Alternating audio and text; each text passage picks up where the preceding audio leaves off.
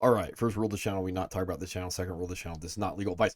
So, yeah, first and foremost, yeah, I'm not gonna apologize for ghosting everybody. Personal stuff came up during Christmas week. I couldn't get to a computer, so yeah, that's the long and short of that. Moving on to the next thing. Not sure exactly what's going to go on the channel this year. If you didn't notice last year during the season, my schedule changed and I had a hard time like even doing the minimum amount of work. May get roped into coaching this year. That's the bad news. So I don't really know what's going to go on with after waivers. The good news is my one of my co-managers who pays the bills on the StreamYards did not cancel the StreamYards this year, so he got billed for that. And in order for him not to eat the bill and me not have to pay him half the bill, we did put our heads together and decide that like I may end up having to stream after waivers this year because I may not have time to put the high production budget into effect to get it out like on Tuesday night. So it may be done like Monday night or Tuesday night when I get done with practice or something like that. Like and I'll stream it. But that's the other part of the bad news. We did decide that like if I have time to do that and we're gonna do that this year, even if I'm coaching, then I will put the collection plate out and try and repay the StreamYards debt. So like at least there'll be incentive for me to not ghost everybody come championship weekend, regardless of whether or not like personal life stuff comes up and I can't get to a computer because I will have to get to a computer at that point if people are throwing shekels at me. So that is the long and short of all that. So let's get into free agency and the draft because this just happened. For those of you that did see that, I did stream I think on Saturday night. That was not on purpose. I was trying to see if the streaming would work with the channel, and I thought it was privated, and it was not privated. So like it was not intended to really be for public consumption. It does appear that I can stream through the channel. That's why I was doing that. So not a lot to talk about like free agency wise, and I'm just gonna look at my notes here real quick. Free agency wise, the notes that I have, like I'm not really interested in Stefon Diggs. A lot of the stuff that's going to be going on with the channel down the line because I may be dark again until like July. Stefon Diggs, that situation, a lot of this is going to come down to like ADP and where everybody else is looking at him. He's old. Who knows about what Drake May is going to be there with the Patriots and coming off that injury. It's going to be really interesting to see where he goes. He could be a league winner. I'm not going to say that he's not going to be able to have that road, but I think he's going to be limited, and it's going to be about price at that point. And then moving on, we're looking at like Christian Kirk. He goes to the Texans, so that's a little interesting when it comes to the wide receiver room. Vertical slot there down the line. If I can find some of these guys, he's going there. Like a lot of the stuff, this wasn't worth doing a free agency video this year, unlike last year. He goes to the Jaguars. I don't know how much it's going to change like Nico and some of the other guys that they have there, like Tank Dell and stuff like that. Like the offense wasn't very good last year. I don't know if Christian Kirk is necessarily going to be a difference maker, move out of that like wide receiver 3 range. The biggest news that I saw in the offseason this year, going down here to my notes, Geno Smith going to the Raiders. This is going to upgrade the Raiders, especially with their draft picks coming in. So like obviously Brock Bowers is going to be like unicorn, and then Geno Smith is going to allow the offense to be good. So now we can start looking at some of the other pieces, especially when it comes to the draft. So I do like that one. Najee goes to the Chargers. We're going to talk a little bit more about the Chargers here in a second. I thought this was a $9 million contract. It is a max value of $9 million, but it's only 3.75 signing bonus. So that's guaranteed, and then 5.25 million overall. So like he's gonna get play. So like when we talk about the draft, like he's gonna get play when it comes to Hampton. Like he's gonna be there. A couple other things when it comes to the Cowboys. Joe Milton, this is interesting stash from a dynasty perspective. And then Miles Sanders. I don't really care about Javonte Williams, even if he wins the job. He's a bust, and Miles Sanders like may still be flirting with like 4.5 speed. Like Miles Sanders is good at football. Like I like Miles Sanders. That would be the guy. Maybe we could talk about down the line. Probably being a little bit more value if we hear stuff in camp. Debo goes to the Redskins. I don't care. Like Scary Terry's still going to be the number one. Debo is going to be like design guy. He's already lost step. He's old. It's stuff for, like they think that they're in a Super Bowl window. That's what my expectation would be. I don't think it's going to win anybody in any leagues. Devontae Adams, he goes to the Rams. This is going to be a lot of price shopping. I don't think that he's going to be peppered with targets. I think he's going to be like capped out on wide receiver 2. So like that's why it's just not worth like discussing that stuff. Godwin resigns with the Buccaneers. I saw that again, like old. and like coming off a knee. So like, not worth talking about. And then Sam Darnold, he goes to the Seahawks. This will get it a little bit interesting when we get to the draft stuff. So this Sam Darnold, like 3-year, $100 million contract, 55 guaranteed, 37.5 is in year one, which means like he's a 1-year rental. If they really want to. So just like keep that in mind. And then Cooper Kupp, again, he's probably going to be capped out somewhere in wide receiver 2 land. He's probably going to be eating into JSN and what JSN is going to be worth. So like those are my thoughts when it comes to the free agency situation. This has to be looked at more in tandem with how the draft is going to play out with these guys. So first and foremost, and I'll go to this real quick. If you're not new to the channel, I don't watch a lot of football. I watch the football that I find interesting, and that's going to be usually scheme related stuff. When it comes to like fantasy football, like if there's a guy in a landing spot that I need to go look at, I'll go watch the tape on it. There are still guys, like I do coach football. I do, have been around football. I did play college football, all that good, flashy stuff. There are guys that I go out and I watch because I'm interested in them, like Travis Hunter, stuff like that. Like I will go watch that stuff, but it doesn't matter from a fantasy football perspective. It's all about landing spot. It doesn't matter like what I think, what you think, what like the expert think. It's all about landing spot. And can we tell the story about how they get to being an opportunity funnel and an okay to good offense? That's usually what it comes down to from a fantasy perspective. So like, it don't matter. So I haven't heard a lot of these guys' names. So if I'm butchering their names, I don't care. Because it ain't gonna help me win a fantasy championship because I can say like Genty correctly. Who cares? So anyway, like moving on to this. First and foremost, I'm gonna get like Travis Hunter out of the way. Real fast. Like I would imagine Travis Hunter is gonna play primarily cornerback, and you're looking at him being the complementary receiver to Brian Thomas, and which it's already a top 10 wide receiver coming out of last year. I imagine he's only going to get about 30% of snaps for the Jaguars, and that's going to, as a wide receiver, and that's going to be like design passing down or known passing downs, like third downs and 2-minute drills. That's where he's going to be on the field. So I highly doubt that he will be higher than, a wide receiver 3 from a fantasy perspective. Maybe we could start flirting with him because if he gets really efficient and starts throwing touchdowns, maybe we can, talk about him being, some type of wide receiver 2, especially like, if he's like returning kicks or he's scoring touchdowns off of interceptions, you might be able to get that. Like more value is going to be like off of IDP.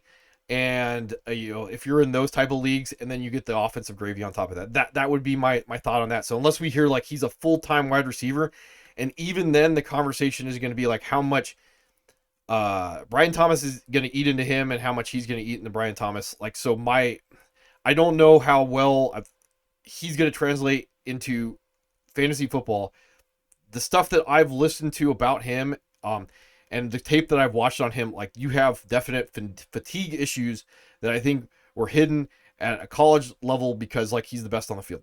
When it comes to the NFL, like that's going to get taken advantage of. So like some of the tape that I did watch on him, you could definitely tell on offense and defense he's fatigued. So that there's just not a lot of point to overthink the fact that like if he's only playing one position full time, he's going to be able to play at a higher level on a consistent basis. And I imagine he's going to be a corner primarily with some wide receiver on top of that. So that's my thoughts on him. Moving on to the other guys, I'll start off with quarterbacks. I'm going to spend a lot of time with running backs at the end. So if you want to skip to the end, you go ahead and do that. So that's not what I want. Positions. So Cam Ward, I don't like the entirety of this class when it comes to football. I don't like a lot of them. I don't really like the wide receivers. I don't really like the quarterbacks. I like the running backs a lot, and I like the tight ends, and the tight ends are a little wonky. So in general, when it comes to the quarterbacks, because of how the game is played now, and if you're like new to the channel, I think the game has really gone downhill. There's a lot of play outside of structure that doesn't convert to the NFL very well. So like watching tape on some of these guys like a Cam Ward, like some of the stuff that they do where they extend plays, and we're looking at like Caleb Williams last year, like it just doesn't translate to the NFL. So some of the stuff that they do is great. Some of the stuff that they do also is, if that's how they're going to hang their hat in the NFL, they're going to struggle. So my thoughts on Cam Ward, like it's really hard to evaluate tape on him. And from a fantasy perspective, I probably don't care because he doesn't have the cheat code. He's just not a rushing quarterback, and he's not a goal line fullback. So like that's the long and short of that. How fast is it going to take for Cam Ward to throw like 40 touchdowns and lead the league in passing yards? It ain't going to be this year. So do with that with what you will. And then down the line, speculating on some of the other quarterbacks in this draft class from like a fantasy perspective, like redraft or dynasty, like there are better guys to be throwing your hat at less price. So it doesn't even matter like how good I think Cam Ward is. I think he plays that sort of structure a little bit too much. For me, I like guys like, I'm a coach. I like guys that play within structure, do what they're told. That's just the way I look at it. So like Jackson Dart, he has more interest to me down the line from a fantasy perspective because like he's going to be a goal line fullback. So it doesn't matter what I think about him. He can be a goal line fullback. I don't think it's going to happen this year because of the quarterback situation. When it comes to the Giants, they have like Russ that they brought in and Famous Jameis. So like, yeah, I just don't think that's going to matter. Dude, this one. I just don't think it's going to matter when it comes to Jackson Dart this year. I don't think he's going to get the keys, to the sports car. So like, who cares? But like from a dynasty perspective, yeah, goal line fullback. So again, I was talking about this the other night in the stream that I erased, but it was never intended for public consumption. Cam Ward's got to throw 20 or 40 touchdowns to be fantasy relevant because he's not going to have the nimbly bimbly. Jackson Dart can throw like 20 touchdown passes and he'll have like 10 rushing touchdowns on top of it. So it's just how fast he can get there to do that. That's my opinion. So like, you do you when it comes to ranking these guys down the line. I like Show. Again, this is going to be interesting when it comes to the Saints, but I don't think he's going to be, even says like 4.63, he ain't going to be a goal line fullback. That's the long and short of that. So that would be more along the lines of what's going to happen with the toys when it comes to the Saints. Same thing if you're wondering about like Cam Ward when it comes to some of the toys with the Titans, and I think the Saints may be in a little bit better position when it comes to toys than the Titans are. So like, that's how it goes. Jalen Milroe, I do like him, especially from a fantasy perspective. He may have the cheat code down the line. It ain't going to be this year. So if you're speculating on him, that's why I brought up Sam Darnold. Sam Darnold may be a 1-year rental when it comes to the Seahawks. 3rd round draft capital doesn't mean they're invested in him. He would be the guy that like you could look at being Jalen Hurts or something like down the line. 20, 25 touchdown passes and 10 rushing touchdowns on top of all that gravy rushing yards. That's how I would view him from a fantasy perspective. All these guys are damaged. Like they're ain't no such thing as a perfect prospect. And this year, like that's like really true when it comes down to it. Do like Dylan Gabriel? He ain't gonna be anything when it comes to the Browns this year. No comment on Sanders when it comes to the Browns. I do like them double dipping when it comes to the quarterback, but like this is not a real football channel. This is a fantasy football channel when it comes down to it. And they have a lot of quarterbacks that they brought in. I think they have 5 on their roster.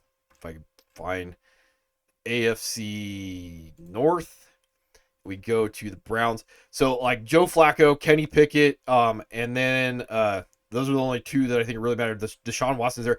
I imagine that they're going to try and do something voiding the contract with Deshaun Watson. Joe Flacco, I'm imagining they may be putting him and Kenny Pickett into some type of quarterback battle down the line. And then Sanders, if he makes the roster, Dylan Gabriel, because of the draft capital, Dylan Gabriel will probably make the roster at that point. And then they can hold 4 quarterbacks if they void Deshaun Watson's contract, and then 1 would not count to the active roster, and then 1 they could just have inactive if they want to protect like Sanders at the end of that. That's how I would imagine that going down the line. If you're wondering about that, so from redraft, don't care. They probably are going to attack the position, so we can talk about like Jerry Jeudy and like Njoku and stuff like that down the line.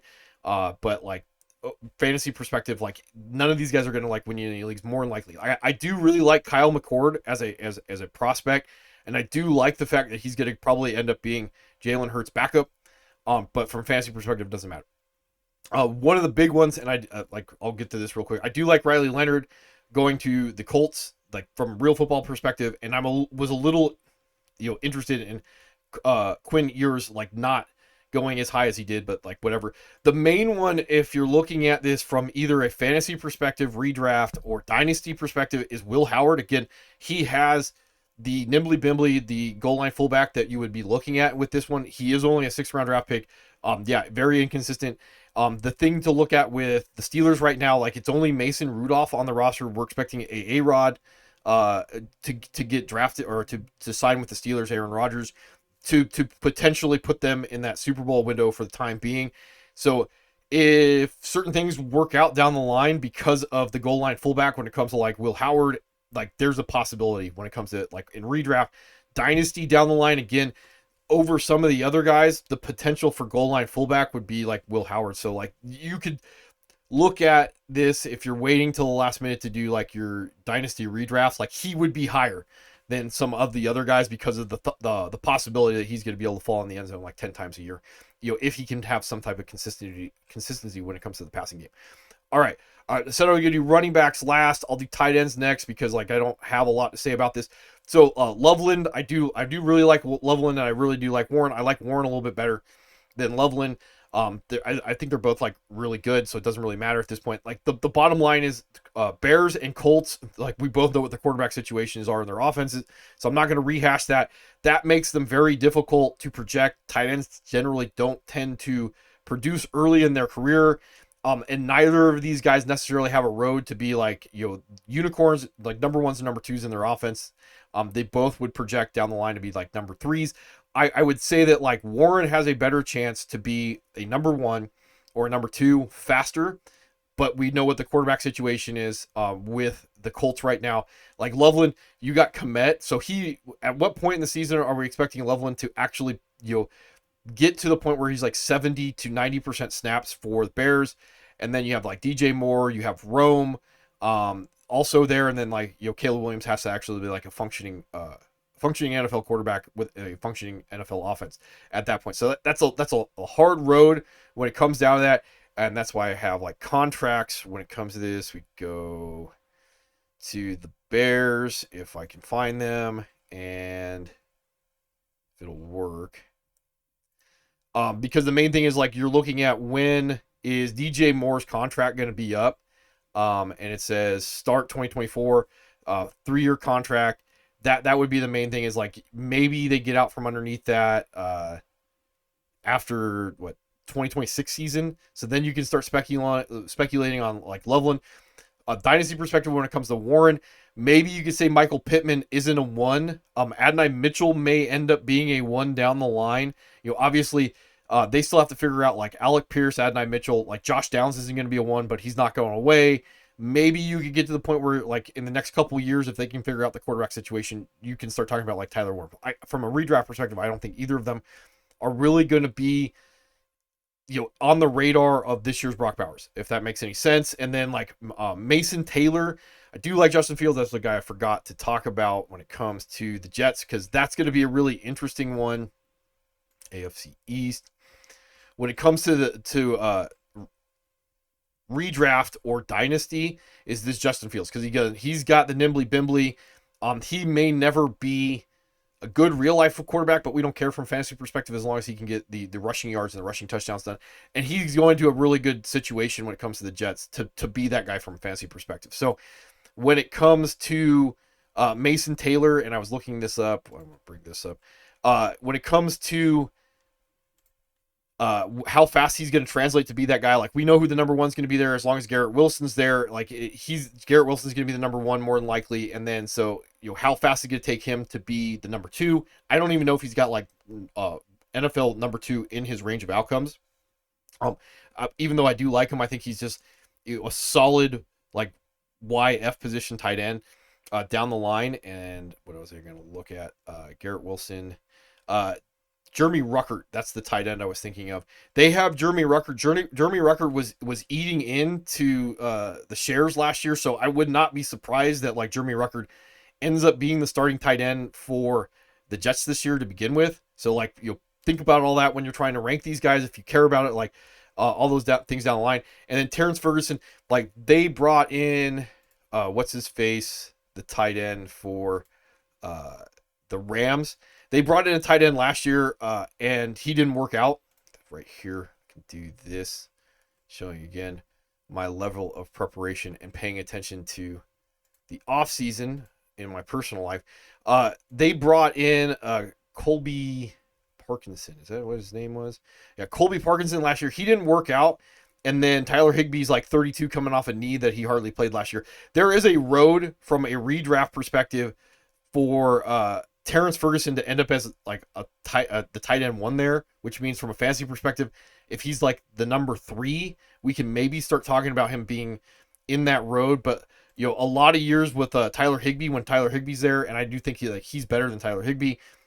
but tight end does not translate fast. Like expecting guys to come in and be Brock Bowers does not happen very often. It's usually like third year guys, second year guys. Like I just it's a hard road when it comes to the tight end position, and I don't really like Arroyo, so I don't really care. And I don't think there's anybody else that I thought was like particularly interesting when it comes down to any of that stuff. Wide receiver position coming out of the draft. Real quick with like, again, this doesn't matter. Doesn't matter what I think. Doesn't matter what you think. I don't think that like Tet McMillan plays fast. Like I just guys that look slow at a college level end up looking like really slow at an NFL level. I don't care about like the 4.48, the 4.53. I don't care about that. He just looks slow to me. But and here's your but when it comes down to it, and I have to bring this up because I totally was not paying attention to this. Because they Adam Thielen re-signed with the Panthers. Right here. Adam Thielen re-signed with the Panthers, so that changes their wide receiver position, especially because they brought in McMillan. So now we can start like discussing like what it's going to look like because they paid, and then Hunter Renfrow signed with the Panthers too, which was a little interesting. So you're looking right now at McMillan playing the X, the big X, the ISO guy away, and then Xavier Leggett being the Z that can be moved around and have design plays for him. He's a really good athlete, right?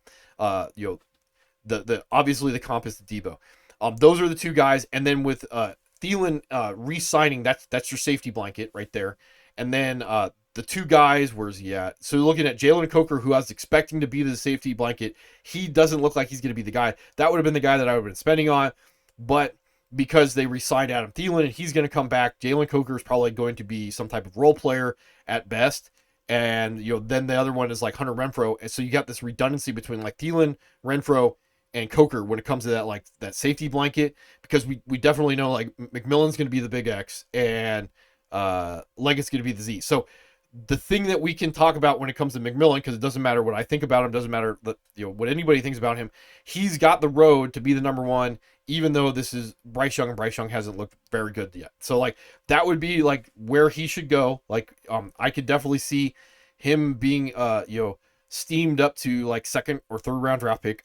I won't be touching him more than likely, unless he is in a he's going out of range where like it's worth being wrong with him, because if he's in that range and he is slow at the NFL level, that's what you're going to be paying for when it comes down to him, attached to an offense that has been not predictive at this point. When it comes to Egbuka, again, I don't really watch anything. I have watched tape on him. He does remind me of JSN.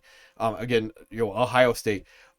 In this case, you're looking at like old man Mike Evans, old man Chris Godwin, and then Jalen McMillan there. So may not be this year, and the road for him to be fantasy relevant from a redraft perspective is difficult this year without an injury or some old manness. From a dynasty perspective, yeah, definitely. Like I would like him, higher, maybe even higher than like Tet McMillan because I like I said, I think he plays slow. So if you have the ability to wait on him, that would be the guy that I'd be going for. Packers drafted 2 wide receivers, so I don't care because they already had like 5 wide receivers. I do really like Savion Williams. I watched him, like he's a beast. I do like him. I don't know when he's going to be able to get on the field with all the guys they have there. This is a dynasty thing, because then you can start talking about like they're not going to re-sign like Dobbs. They're not going to re-sign Christian Watson. So like now we can start going like, okay, there is a road down the line for him to carve out a role within the offense, but it ain't going to be this year, and it may not be next year when it comes down to it. So I do like that. Like Golden, I don't care. Like small guys, even though he's a burner, you're looking at like multiple years before like he's gonna hit up the roster. So on an aside, when it comes to this, like from a dynasty perspective, you got to be able to think like years down the line how rosters are going to end up churning with the contracts and stuff like that. 2 years ago, when I started the channel, I talked about like I had Dalton Kincaid as my number one. Remember, you're looking for unicorns. You're not looking for like replaceable guys. So Dalton Kincaid, we could talk about like Stephon Diggs was going to leave, and he did from the Bills. Then Dalton Kincaid would end up being the number one, number two attached to Josh Allen. That's the long and short of it. Versus Bijan being in a split backfield with Algier and Arthur Smith offense. Now obviously Arthur Smith gets fired, and then Bijan is like sub elite when it comes to like fantasy football. So like the thought process with Kincaid is still correct. Even though if you took Bijan number one, like you had a better season than chasing the unicorn, which is Dalton Kincaid. So when we bring up some of these guys like a Matthew Golden, like I just don't see the road for it to be relevant. So I don't care. Other than you're throwing a dart at Matthew Golden because of the draft capital attached to Jordan Love. Like I don't know how he ends up being anything special because of the landing spot. That's the long and short of that one. So if you can figure that out, you can figure that out. Jaden Higgins, I do like him. I imagine he's going to play opposite Nico, and they're just going to bully you in that offense. Again, the offense didn't look very good last year. So again, how do you parse him out being anything more than like maybe wide receiver 2? From a fantasy perspective, that would be my thing on him. And then down the line, like Nico's still going to be there. So unless Nico goes away and he's good and all that happy stuff, that's how I look at it. Burden, I don't know that much about when it comes to the Bears, but again, we already talked about like Rome and DJ Moore and then Loveland, like, and he's a second round draft pick, so that's gonna take a while to figure out like what he's gonna be. Trey Harris, I do like. I did watch some tape on him. I could see him slotting in across from Ladd, and drawing some targets. I don't think he's gonna be necessarily like too fantasy relevant. Really like Beck. Coming out like LSU to TCU. I really like him. I did watch a lot of stuff on him this year. Really like the landing spot. This is going to be an issue of price, and you have to be in deep enough leagues to say like he ain't going to win me a league, but he is probably going to go lower than what his value is because he's going to slot in. He may end up being behind Brock Bowers and then Jacoby Myers in that offense, so he may end up being like the 3 we could talk about in that offense. But that's why I say like the Geno Smith signing is such a big deal, because now we can start speculating on the Raiders pieces. Like I said, I really like him, but I think he's like really capped out in that wide receiver 3, wide receiver 2 type range down the line. He theoretically, we could talk about like him as a wide receiver. I don't think he'll ever be a 1, but we could talk about him having a higher ceiling as the number 2 behind Brock Bowers down the line. I really like him as a player, but it doesn't really matter sometimes. Patriots, Kyle Williams, like I think he's a gadget guy, and I don't know how much he's going to really like slot in. Isaac TeSlaa, I really liked him. Like this is one of those the Senior Bowl guys. 6'3", like 210, 4'4", 40. Ridiculous at the Senior Bowl. Like this is one of the ones like just from a measurable standpoint, I was like, yes. From a fantasy perspective, I don't know if he'll ever be that guy. So that's just how it's going to roll, because you got the Sun God, you have Laporta, you have Gibbs, J-Mo. Like I could see sometime this year he's going to end up starting as the X for the Lions. I just don't know. Like you're going to have like a whole bunch of like non-productive predictive weeks when it comes to like for him. Like this is interesting if he develops, but like it doesn't matter from a fantasy perspective. Down the line, Pat Bryant, like maybe there's some openings when it comes to targets when it comes to the Broncos. I probably don't care on that one. And then now we're like deep land when it comes to it. And the only other one that I really saw that was interesting, there may be some openings when it comes to the Titans, because old man Calvin Ridley, when it comes down to it. And I just want to make sure that I am not forgetting anything when it comes to the Titans. So we could maybe talk about, and they signed Restrepo. I do like Restrepo. He's like really slow when it comes down to it. And then Tyler Lockett went there like to be the safety blanket. I don't think this is going to happen with Ayo Minor. I don't think this is going to happen. I do like him coming out of college. So we can tell the story where there's a road for one of these guys to end up being like a number 1 in the offense, and then that translating. But the rookie quarterback and then figuring out where the targets are going to go when they brought in like a veteran, and then they have like old man now Calvin Ridley. Like there's a long road when it comes to it. But like down the line, if I was to speculate in like dynasty leagues, like Ayo Minor, like whatever, I did watch tape on him because of the Travis Hunter. So I do like this because of the value that you're probably going to be able to get out of them in like your deeper fantasy leagues or dynasty leagues when it comes down to it. And like I don't think there's anybody else when it comes down to it. All right, what we're here for now is the running back situation. So like I don't have a lot to say about like Genty. Like first round draft pick. I could even go as far as to say that like the 101 because of the situation that he's going to and the talent. I mean, that's how simple it is. And then that's why I say like Geno Smith going to the Raiders this year means like they have a functional quarterback. And then we have our fantasy holy grail when it comes down to opportunity funnel attached to an okay offense. Bob's your uncle. So that's the long and short of that one when it comes down to it. Hampton. So I thought like Najee signed a multi-year deal with the Chargers and it was $9 million a year, and that's not true. I really like Hampton as a player. I would say like redraft, you should realize that he's probably going to be a better target from a trade perspective early in the season than to probably if he goes too high in drafts, because I imagine that like Najee is going to get the first bite at the apple, and he's going to have to earn his keep when it comes to that when in the Jim Harbaugh offense. Because I was even thinking about it today, like back when Harbaugh was the coach of the 49ers, he went full bell cow with Frank Gore, but when he was at Michigan, he did rotate running backs a little bit more on occasion. The really run heavy offense. So that's going to be a little bit harder to parse out in the end. And I can't remember which of these guys, long and short, is the worst pass blocker. One of these guys does not pass block. I don't think it's Hampton, but like that would be one of the things. Like these guys picking up pass pro and being trustworthy is going to be something to be paying attention to in camp before we really start like hyping these guys up to the moon. But like I would probably just draft all the rookie running backs, like the top end rookie running backs, and seeing how they shake out. That's just how it works. So, or it looks this year. And if any of them are undervalued, which they could be this year, like, those would be the guys that end up targeting more than anybody else. I do like Judkins, but I do like Henderson a lot more. And the Judkins situation when it comes to the Browns, and that's why I have this pulled up. Jerome Ford is probably still going to end up being the receiving back for the Browns right now. That's what he does. Like, he's a big back. He's fast. He doesn't really run well within the tackles, and that's what Judkins does. So you're probably looking at some type of like RB2 that is going to have to develop into like bell cow if it's going to happen.